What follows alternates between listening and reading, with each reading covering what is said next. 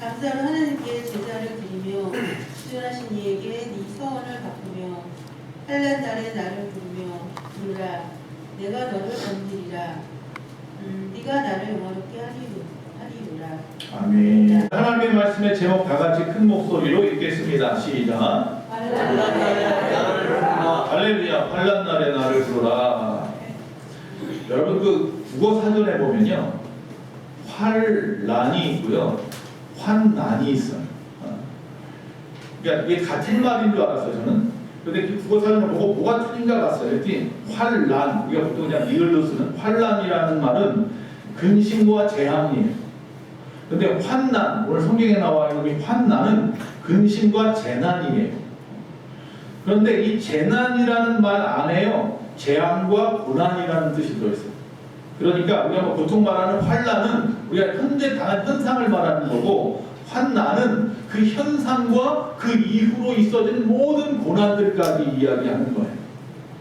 그러니까 오늘 여기 말하는 성경의 말씀이 맞는데, 환난 날에 나를 부르라 라는 이야기는 나에게 당한 어떤 재앙과 그 재앙으로 인한 각종의 모든 고통과 걱정거리들, 이 모든 것들이 있을 때에 그때 뭐 하라고요? 하나님을 부르라 라고 말씀하고 있는 거예요. 할렐루야. 하나님의 뜻은요, 저와 여러분이 이 땅에서 평강을 얻으라, 편안하게 사는 것이 하나님의 뜻이에요. 그런데도 사실 우리는 환난이라고 하는 이 고달픈 삶을 맛보면서 살아가는 게 사실입니다. 여러분, 아는 맛이 무섭다고 이 환난을 당해보신 분들은 다시는 당하고 싶지 않은 것이 또 맞는 말이에요. 그러나 세월이 흐르면서 여러 가지 환난도 당하고 시련도 받고, 그러나 또 시간이 지나면서 어떤 마음이 들어요? 다 하나님의 은혜였구나 라는 생각도 드는 거예요. 그래서 우리가 도리어 환난을 당하거든 하나님 앞에 고마움을 느껴야 할 때도 있어요. 사업에 실패하고 가정에 큰 시련을 겪어본 사람일수록 환난이 인생에 어떤 역할, 어떤 중요한 의미가 있는지 한 번쯤은 생각해 보았을 것이고, 오히려 그런 시간들 역경을 잘 지혜롭게 이겨낸 자마다 더욱더 성숙한 인격과 성장한 나의 모습을 발견하게 될 것입니다. 여러분, 어떤 경우에 환난이 오든가요? 환난은 도대체 어떤 종류가 있을까요? 첫째로 이 죄값으로 오는 환난이 성경에 보면 있습니다. 다시 말하면 이스라엘 민족의 역사를 쭉 볼 것 같으면 하나님을 반역하고 하나님의 뜻을 어길 때마다 하나님께서 가차없이 그들에게 심판의 칼을 내놓습니다. 다시 말하면 전쟁을 통하여 시달리게 하시기도 하고, 나라에 재앙이 내리기도 하고, 그들이 전쟁 등 여러 가지 이유로 남의 나라의 포로로 잡혀가기도 했습니다. 이런 수많은 재앙이 올 때야 비로소 그들은 어떻게 합니까? 다시 하나님 앞에 회개하고 하나님을 찾습니다. 그럼 또 하나님은 사랑의 하나님이라 그들이 회개하고 돌이키면 하나님의 은혜를 그들에게 임하게 하였던 것을 보게 됩니다. 또 두 번째 어떤 환난이 있냐면은 자원에서 당하는 고난이 있습니다. 이게 뭡니까? 왜 환난 앞에서 아는 맛이 무섭다고 무서운 건데, 이게 왜 뭐가 좋다고 자원에서 고난을 당하겠습니까? 그런데 성경에 보면 고난을 은혜로 받아들이는 경우들이 많이 있습니다. 마태복음 5장 10절에서 12절의 팔복에 대한 내용이 맨 마지막에 보면, 의를 위하여 핍박을 받는 자는 복이 있나니 천국이 저희 것임이라. 나를 인하여 너희를 욕하고 핍박하고 거짓으로 너희를 거스려 모든 악한 말을 할 때에는 너희에게 복이 있나니 기뻐하고 즐거워하라. 하늘에서 상이 큼이라. 할렐루야.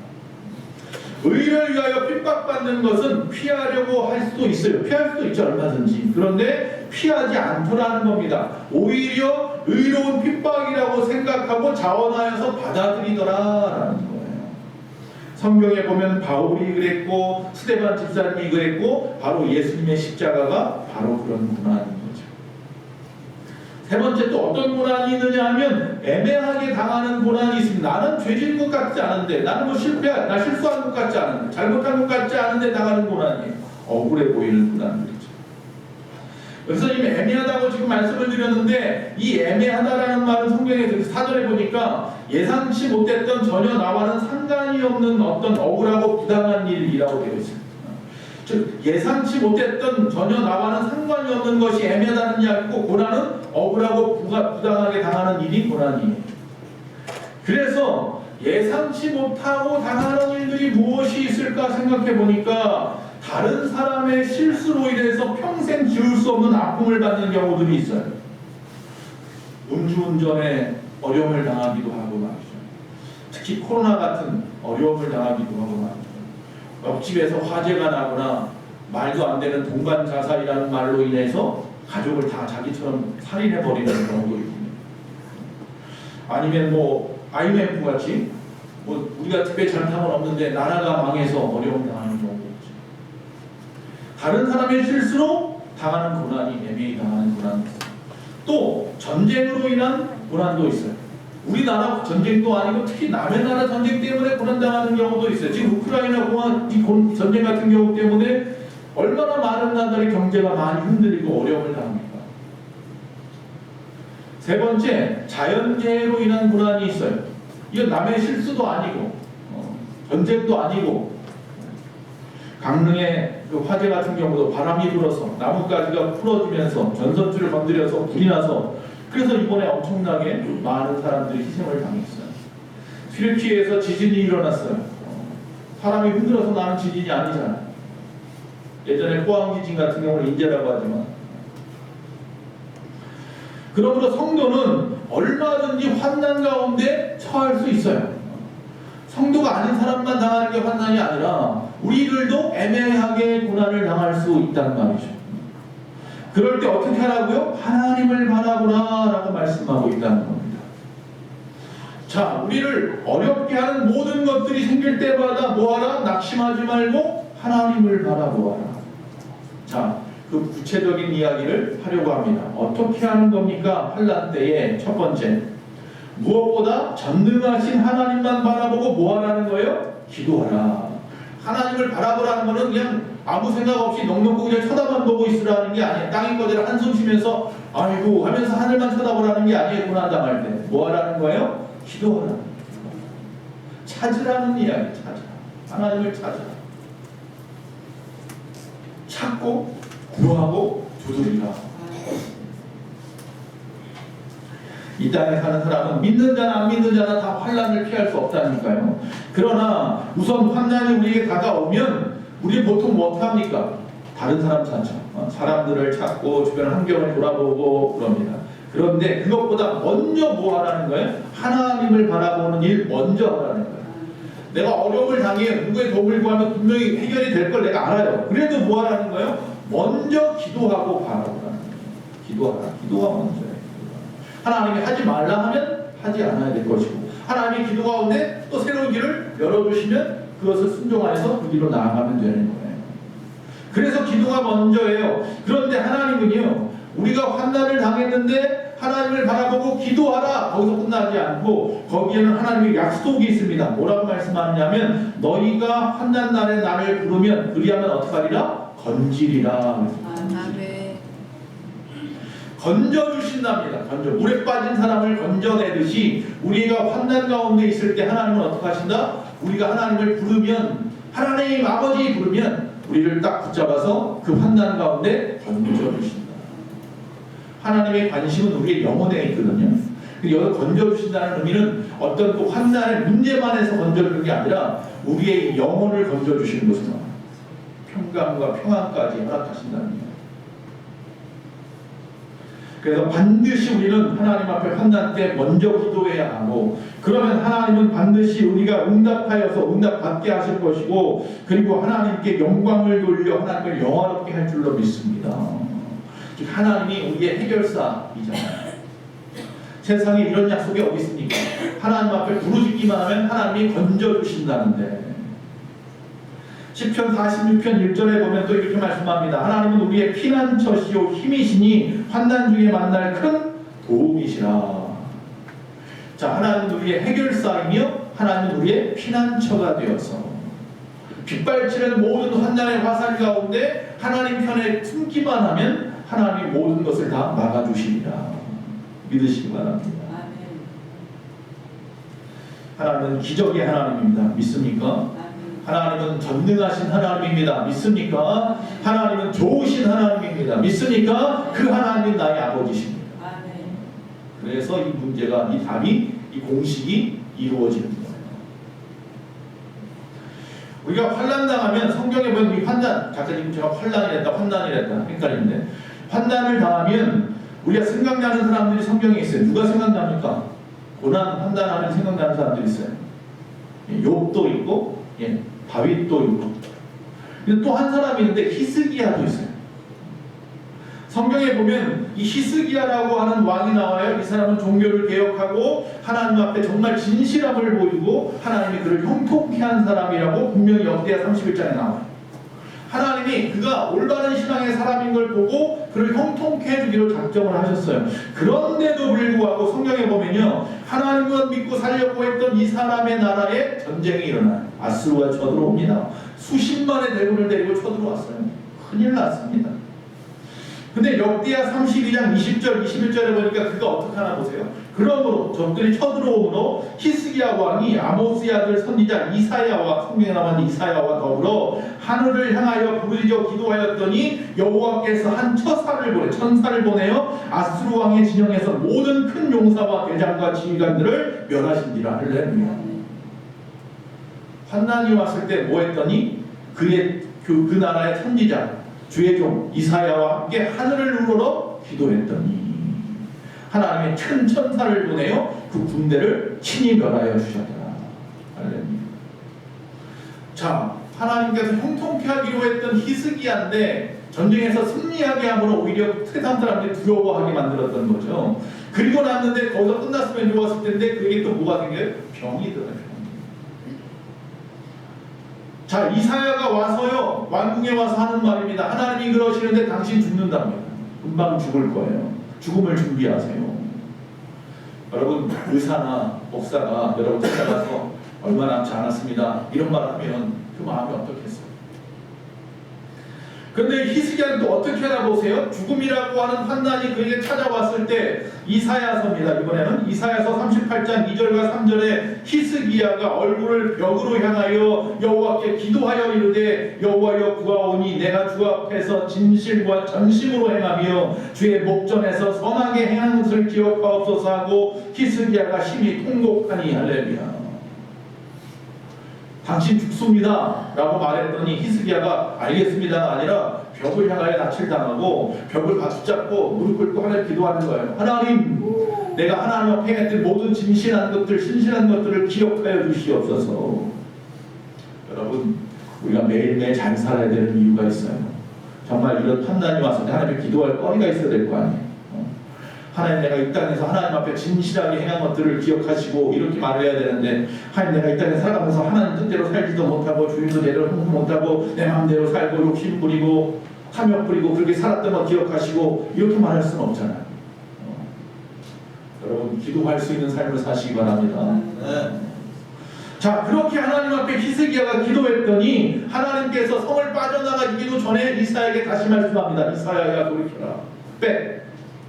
돌아서 그리고 다시 왕에게 가서 이렇게 이야기하라. 5절 6절에 이렇게 말합니다. 너는 가서 히스기야에게 이르기를 내 조상 다윗이 하나님 여호와께서 이와 같이 말씀하시기를 내가 너의 기도를 들었고 너의 눈물을 보았노라. 내가 너의 수 안에 15년을 더하고 너와 이 성을 아수르 왕의 손에서 건져내겠고 내가 또 이 성을 보호하리라. 할렐루야. 안 죽이겠답니다. 죽이지만 않는 게 아니라 다시는 또 아수르에게서도 건져주실 것이고 이 성도 보호해주겠다. 덤으로 다른 복까지 받았어요. 할렐루야. 어떻게 했더니 죽음이라고 하는 환난 앞에서 하나님 앞에 기도했더니 하나님의 기도 소리에 눈물을 보셨다. 그랬습니다. 자, 거기까지면 좋았을 텐데 히스기야가 이 15년 연장을 받았잖아요. 병으로 죽어야 될 인생에서 15년 연장을 받은 사이 동안에 아들을 하나 낳았어요. 그 아들의 이름이 므낫세예요. 그런데 이 히스기야가 죽고 난 다음에 므낫세가 왕이 되었는데 그 아버지의 신실한 신앙을 이 아들이 따르지 않아요. 이 목회자의 고민은 자녀들의 신앙이에요. 항상 보면 뭐 큰 목사님이라고 하는 분들을 보면 항상 이 자녀들의 신앙을 바르게 온전히 인도하지 못해서 많은 어려움을 당하는 것을 봅니다. 자, 이 므낫세는 이 히스기야의 길을 따르지 않고 온갖 못된 짓은 다 해요. 악한 것은 다 들여오고요. 자기 아들은 악한 신한테 물로 바쳐버렸어요. 몰렉이라고 하는 신한테. 그래서 이 남유다가 멸망한 이유 중에 하나가 므낫세의 죄 때문이라고까지 말할 만큼 므낫세가 아주 악한 왕이었어요. 결국 어떤 일이 벌어지냐면 아수르 군대가 다시 쳐들어왔어요. 히스기야 때 안 들어왔더니 아수르가 다시 쳐들어왔어요. 그리고 나서는 그 므낫세 왕을 붙잡았어요. 쇠사슬로 묶어가지고 바벨론까지 끌고 갔어요. 자, 므낫세가 끌려가서야 비로소 아버지가 하신 말이 생각났어요. 하나님 앞에 환난 날에 부르짖으라. 거기서야 비로소 하나님 앞에 눈물 흘리면서 콧물 흘리면서 회개하며 기도하는 거예요. 하나님, 내가 잘못했습니다. 결국 그가 히스기야의 그 아버지의 말을 잘 들어서인지 모르겠지만 하나님께 기도하라고 하나님 말씀 붙잡고 기도했더니 그 환난 당하여서 하나님 앞에 간구했더니 역대하 33장 12절 13절에 그 환난을 당하여 그의 하나님 여호와께 간구하고 그의 조상들의 하나님 앞에 크게 겸손하며 기도하였으므로 하나님이 그의 기도를 받으시며 그의 간구를 들으시사 그가 예루살렘에 돌아와서 다시 왕위에 앉게 하심에 므낫세가 그제서야 여호와께서 하나님이신 줄을 알았더라. 할렐루야. 뭐 했더니 환난을 당하여 그의 하나님 여호와께 간구했더니. 환난 날에 뭐 해야 됩니까? 기도해요. 약한 사람이었던 므낫세도 기도해서 하나님이 응답하셨는 거예요. 하물며 저희가 이 므낫세만큼 죄 짓지 않았잖아요. 이렇게 악하지는 않잖아요. 언제든지 하나님 앞에 돌이키면 기도하면 하나님이 들으시는 줄로 믿습니다. 자, 환난 때 그럼 어떤 기도를 해야 되느냐? 지금 앞에서 힌트 드렸습니다. 바로 두 번째, 하나님의 건지심을 믿고 회개 기도해야 돼요. 환난이 왔으니까 그럼 먼저 무릎 꿇고 뭐부터 하라? 회개부터 하십시오. 내가 혹시 하나님 앞에 죄 지은 것은 없는지. 자, 14절 본문 말씀에 보면 이렇게 말씀합니다. 감사로 하나님 앞에 제사를 드리며 그 다음에 뭐라고 되어 있냐면 지존하시니 누구예요? 하나님에게 너의 서원을 갚으라. 너의 서원을 갚으라. 우리가 보통 서원 기도하잖아요. 하나님, 내가 이것만 도와주시면 내가 이렇게 열심히 살겠습니다. 하나님, 내가 이렇게 하겠으니 하나님 이것 좀 도와주세요. 이런 서원 기도 많이 하잖아요. 나 하나님 뭐 하겠습니다. 맹세 같은 거잖아요. 서원하잖아요. 그거 뭐 하라고 그래요? 다 갚아라. 환난이 왔을 때 이것부터 갚아라. 즉 너의 서원을 갚으라는 말은 하나님께 너가 서원한 모든 약속을 다 하나님 앞에 갚으면, 즉 이루어드리면, 그러면 하나님께서 우리의 소원을 갚아주겠다라는 이야기예요. 자, 창세기 28장에 보면 야곱이 나와요. 야곱이 쌍둥이 형 에서에게서 장자권을 빼앗아요. 아버지 앞에 눈먼 아버지 앞에 들어가서 형인 것처럼 속여가지고 장자의 축복을 받고 난 다음에, 그리고 나서 형이 죽일까봐 도망을 칩니다. 외삼촌 집에, 어머니가 가르쳐준 대로 외삼촌 집으로 도망갑니다. 라반의 집으로. 도망가다가 베델이라는 곳에서 힘들어서 잠이 들었어요. 그렇죠? 자, 잠이 들었을 때에 하나님께서 환상 가운데 하늘과 땅 사이에 사다리가 내려오고 그 가운데 천사가 오르락내리락하는 환상을 보게 하십니다. 그리고 하늘에서 음성이 들립니다. 내가 너를 다시 돌아오게 할 것이다. 지켜주겠다는 거죠. 너무 감사했잖아요. 불안한 마음에 도망을 쳤는데 하나님이 그런 마음을 주셨으니까. 일어나자마자 눈 뜨자마자 배고팠던 그 돌베개를 갖다 놓고 제단을 쌓고 하나님 앞에 회개하는 마음으로 기도합니다. 자, 그 말씀이 28장 20절 21절에 이렇게 말합니다. 야곱이 서원하여 이르되 하나님이 나와 함께 계셔서 내가 가는 이 길에서 나를 지키시고 먹을 떡과 입을 옷을 주시어 내가 평안히 아버지 집으로 돌아가게 하시면 여호와께서 나의 하나님이 되신 것이요 내가 기둥으로 세운 이 돌이 하나님의 집이 될 것이요 하나님께서 내게 주신 모든 것에서 10분의 1을 내가 반드시 하나님께 드리겠나이다 하였더라. 서원을 합니다.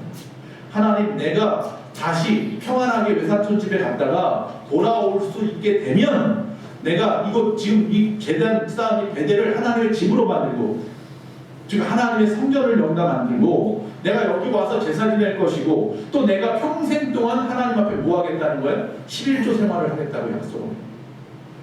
처음 11조를 약속한 사람은 그의 할아버지였던 아브라함이었죠. 아브라함이 처음 하나님 앞에 11조를 드렸어요. 그리고 난 다음에 잊혀졌던 건데 이 야곱이 이야기하는 거예요. 야곱이 내게 주신 모든 것에서 10분의 1을 내가 반드시 하나님 앞에 돌려드리겠습니다. 11조 생활하겠다고 약속을 하는 거예요.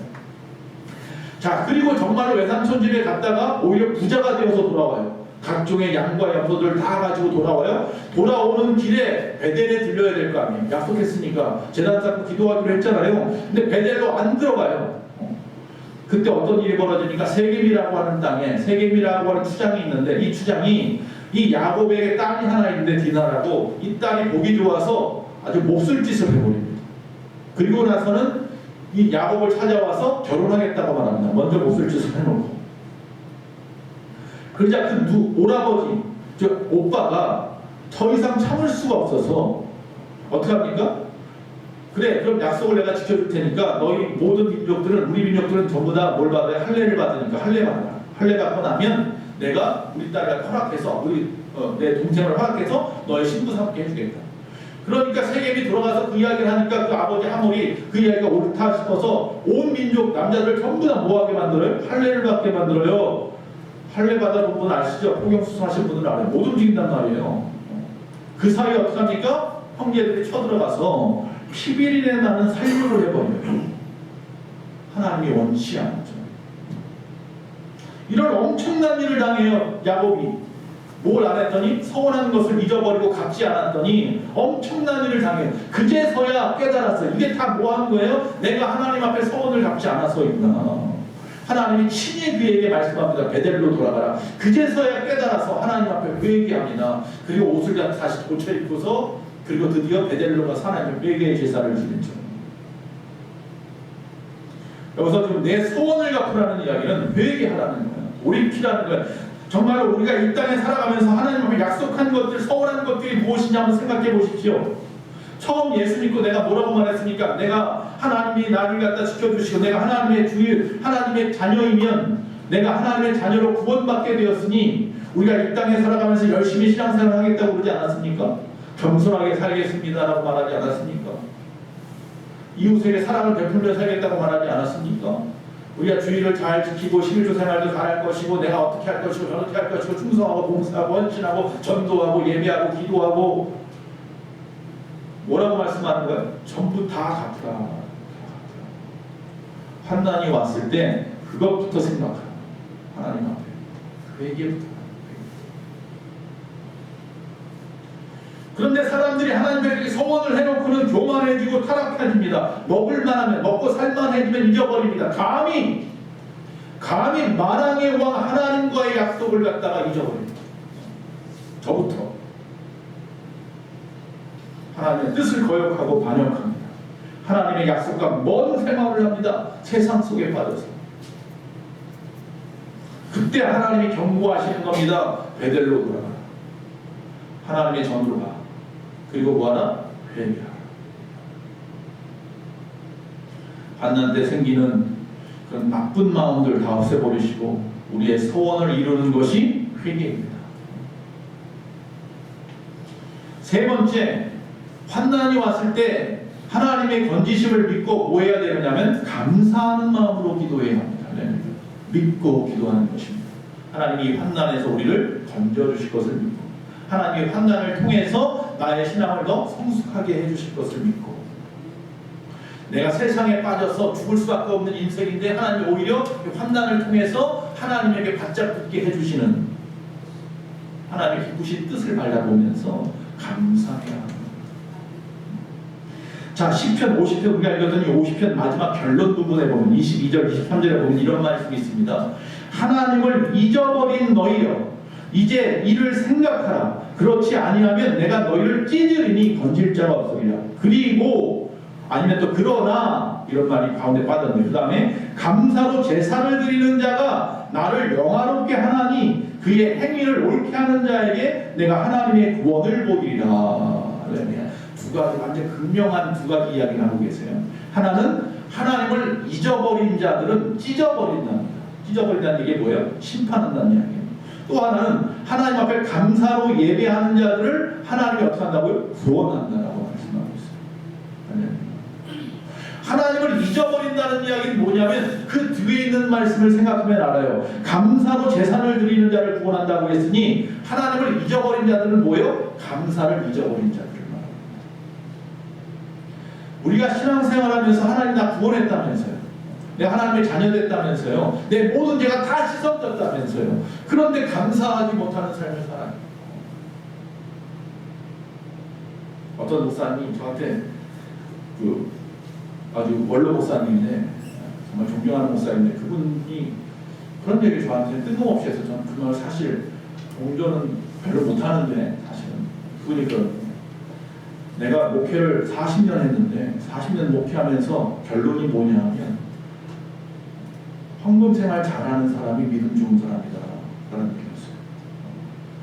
그래서 헌금 생활 잘하는 사람, 믿음 좋은 사람이라는 의미가 어떤 의미가 생각했더니 헌금을 많이 한 사람이 믿음 좋은 사람이라는 얘기가 아니라 때로 그 때마다 빠지지 않냐고 하나님을 감사하는 하고 단 10원을 하든 100원을 하든 그 감사할 줄 아는 사람이 신앙생활 잘하는 사람 이런 말로 받아들이니까 받아들여지더라고요. 그 말씀이. 우리가 절기를 보냈어요. 지난 6부였죠.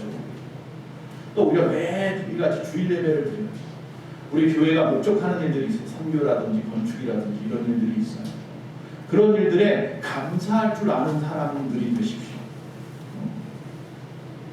그게 결국 나의 신앙의 모습이 반영되어지지 않으면 할 수 없는 일이더라고요.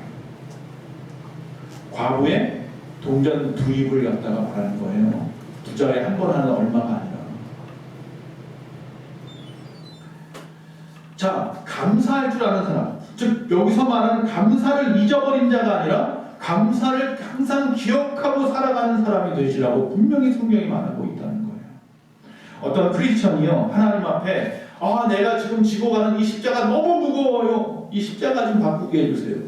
이 사명의 십자가 너무 힘들어요. 그랬더니 하나님께서 웃으시면서 그럼 네 마음대로 골라봐라 그랬어요. 너무 신이 났어요. 그래서 십자가가 많은 곳에 가가지고 십자가를 보기 시작했어요.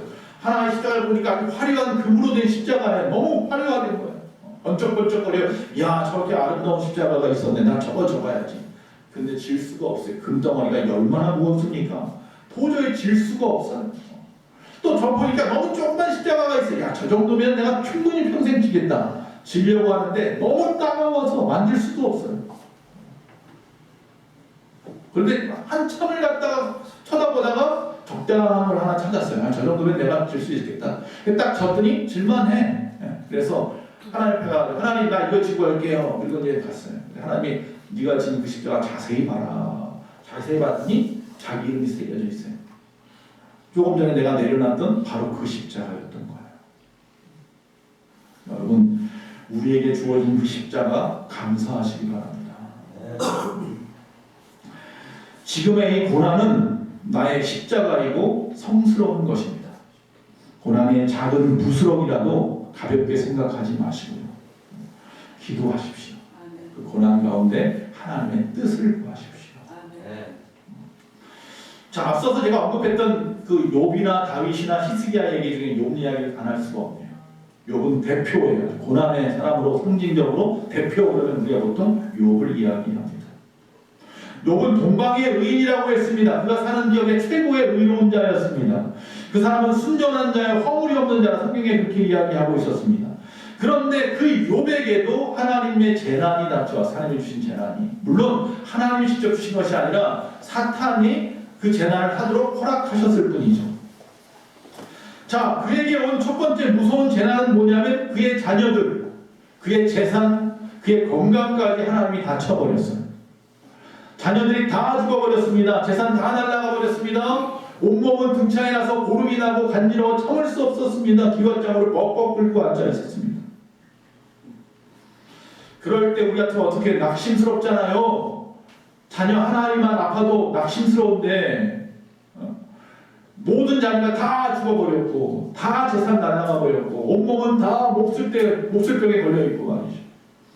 그런데 욥은 재난 가운데 낙심하지 아니하고 욥기서 1장 21절 너무나 잘 아는 말씀입니다. 이르되 내가 모태에서 어머니 몸에서 나올 때 알몸으로 나왔사온즉 또한 알몸이 그리로 돌아가올지어다. 주신 이도 여호와시요 거두시는 이도 여호와이시니 여호와의 이름이 도리어 찬송을 받으실지어다. 할렐루야. 여기서 태어날 때 금은 모아가지고 태어난 사람 하나도 없잖아요. 알몸으로 태어나서 죽을 때도 금은 모아가지고 가는 사람 하나도 없잖아요. 다 알몸으로 갈 거잖아요. 이 땅에 살아가는 동안 모든 것 다 하나님이 주신 거지 내가 다 얻은 것 같지만 다 하나님이 주신 거 아닙니까? 내가 한국 땅에 태어나지 않았으면 지금처럼 살 수 있었을까요? 내가 우리 부모님에게서 태어나지 않았으면 지금처럼 살 수 있었을까요? 하나님이 다 주셔서 다 받아서 그냥 우리는 쓰고 살아왔는데 하나님이 달라고 하셔서 드린 건데 주인이 달라고 해서 드린 건데 하나님 그냥 찬송 받으십시오. 나는 그냥 찬송하겠습니다. 감사합니다. 자, 욥의 아내가 왔습니다. 야, 이렇게 어려운데 무슨 감사야? 네가 믿는 그 하나님 저주하고 죽어버려라. 그리고서 아내가 도망가 버렸습니다. 하나밖에 의지할 수 없는 내 반쪽이요 오히려 저주하고요 욕하고 침뱉고 도망갔어요. 못 살겠다. 그때 또 욥이 뭐라고 말합니까? 2장 10절에 보니까 그가 이르되 그대의 말이 한 어리석은 여자의 말 같도다. 우리가 하나님께 복을 받았은즉 화도 받지 아니하겠느냐 하고 이 모든 일에 욥이 입술로 범죄하지 아니하는지라. 할렐루야. 입술로도 범죄하지 않았어요. 그 어려운 가운데서도 감사했더라고요. 결코 하나님을 원망하지 마시기 바랍니다. 원망하는 것이 죄입니다. 여러분, 사랑의 원자탄이라고 하는 손양원 목사님 너무나 잘 아십니다. 두 아들이 공산당에게 죽었습니다. 그리고 그 장례식장에서 그 억울한 가운데에서 두 아들이 얼마나 공부를 잘했습니까?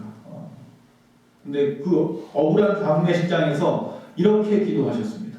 하나님 감사합니다. 먼저는 우리 아들들이 순교하게 하심을 감사합니다. 하나님을 배신하지 않고 하나님 배반하지 않았다는 이유 때문에 죽었잖아요. 그것도 하나들이 아니라 두 아들이나 순교하게 하심을 감사합니다. 그것도 가장 똑똑한 두 아들이 세상에 빠지지 않도록 하늘나라로 옮겨가게 하심도 감사합니다. 그리고 그들을 죽인 저 청년을 내가 아들 삼게 하시니 그도 구원할 수 있어서 감사합니다. 자기 아들들 죽인 그 청년을 데려와서 자기 아들 삼았잖아요. 그리고 이 일로 인해서 다른 이에게 순교의 마음을 갖게 하심도 감사합니다. 사랑하는 여러분, 우리는 실패할 때가 있습니다. 그러나 분명히 성공할 때도 있을 겁니다. 우리가 병들 때도 있습니다. 그러나 또 건강할 때도 있었잖아요. 우리가 환난을 당할 때도 있었습니다. 그러나 또 평안할 때도 있었잖아요. 우리가 성공하거나 순탄하거나 건강해야만 하나님의 은혜이고 감사였습니까? 그렇지 않았잖아요. 환난이 와도 보통 사람들은 원망했는지 모르지만 욥처럼 감사할 수 있었잖아요.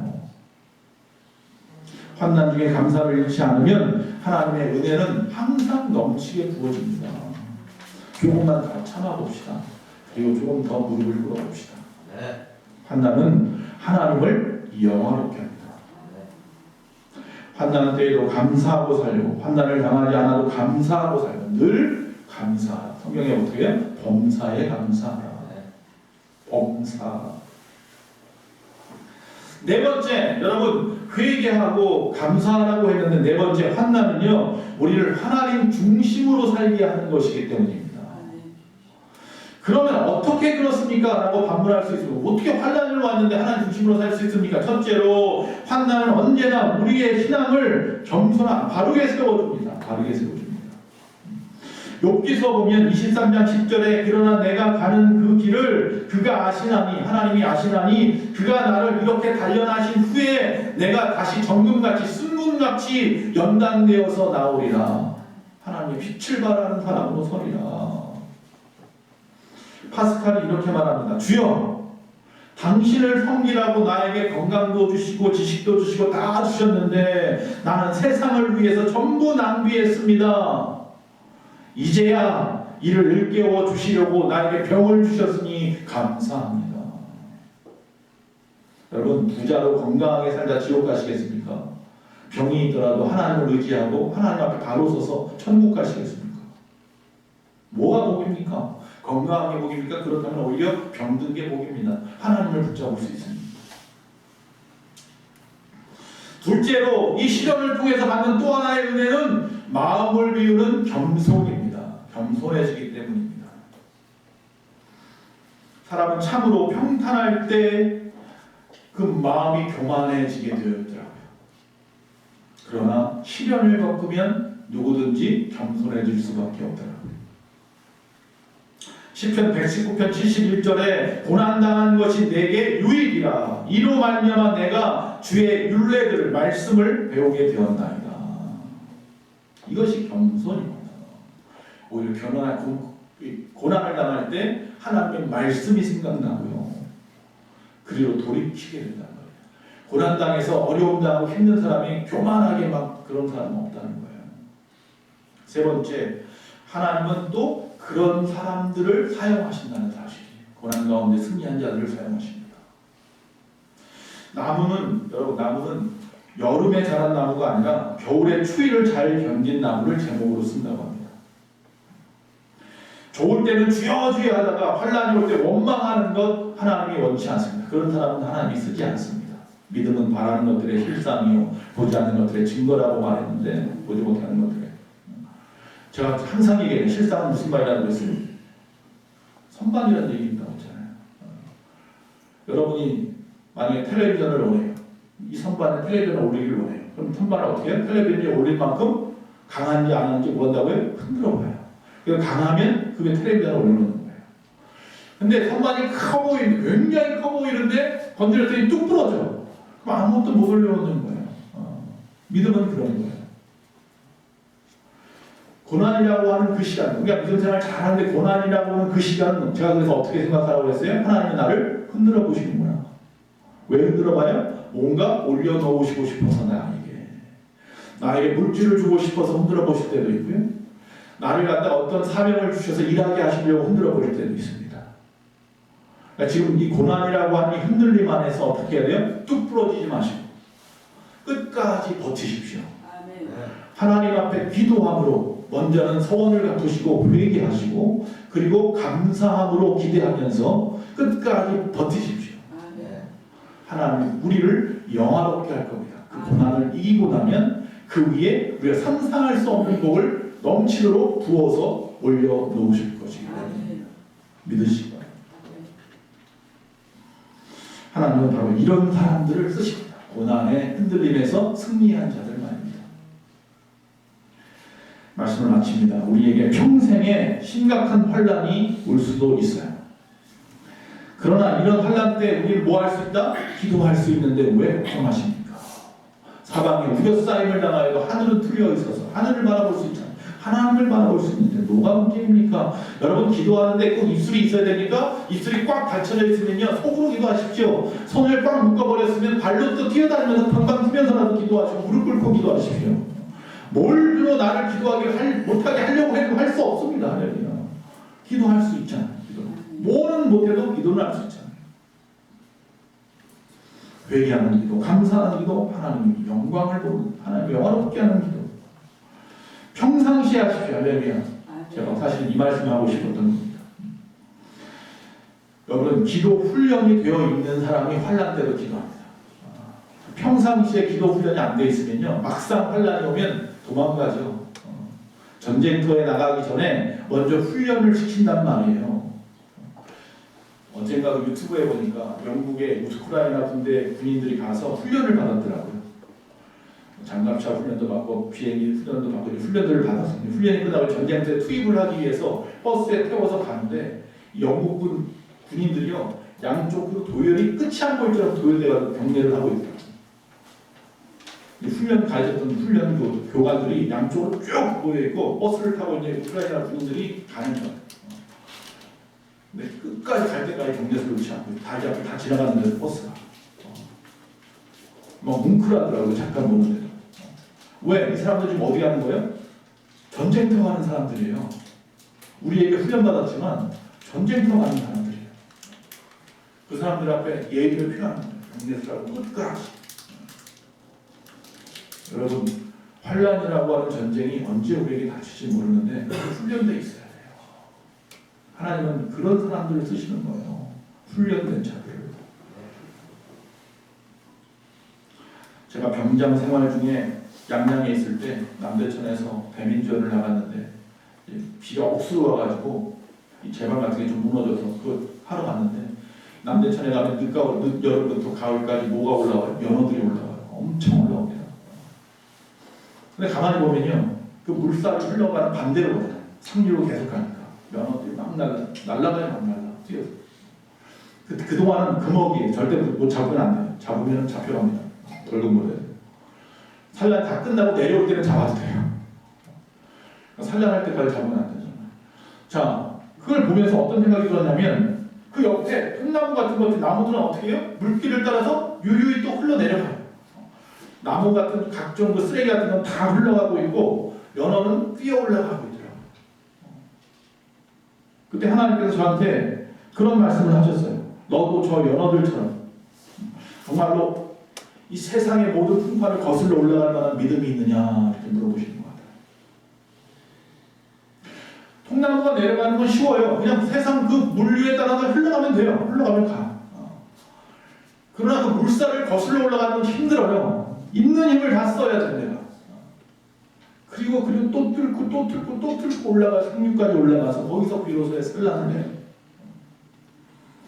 나에게 세상의 모든 물결, 탐심의 물결, 욕심의 물결, 교만하고 이기적이고 그런 모든 물결을 이겨내고 거슬러 올라갈 만한 믿음이 있느냐고 물어보시는 것 같아요.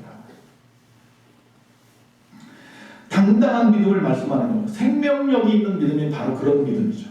그냥 세상 풍파에 흘러가면서 대충 믿는 믿음이 아니라 거슬러서라도 올라가는 믿음 말이죠. 세속의 흐름에 문제되지 않는, 폭포가 쏟아져 내려와도 문제가 되지 않기 위해서 뭐 해야 된다? 기도 훈련이 좀 필요합니다. 지금부터 기도하세요.